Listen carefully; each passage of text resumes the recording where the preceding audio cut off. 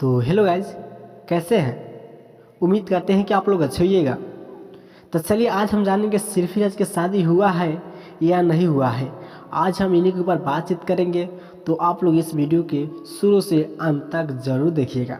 हाँ दोस्तों, तो मेरा चैनल पर पहली बार है तो मेरे चैनल को सब्सक्राइब करके ऑल पर क्लिक कर लीजिएगा कि हर वीडियो आप तक पहुँच सके। तो चलिए दोस्तों जानते हैं सिरफिराज की शादी किन से साथ हुआ था।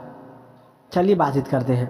जो कि बात करें दोस्तों, तो सिरफिराज की शादी विवेक पटेल के साथ 4 साल पहले हुआ था। विवेक पटेल आप लोग फोटो में देख सकते हैं किस तरह विवेक पटेल सिरफिराज के पाजे में रखे हुए हैं। आप लोग देख सकते हैं दोस्तों, सिरफिराज के पाजे में रखे हुए हैं विवेक पटेल जी। इन्हीं से शादी हुआ था 4 साल पहले। शादी होने के बाद सिरफिराज बोली हम गायकी करेंगे। विवेक पटेल ने पार्टनर रखे 4 साल। इनसे शारीरिक संबंध नहीं बनाया गया।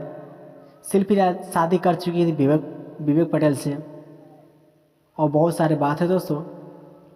तो चलिए मिलते हैं नेक्स्ट वीडियो में, तब तक के लिए बाय।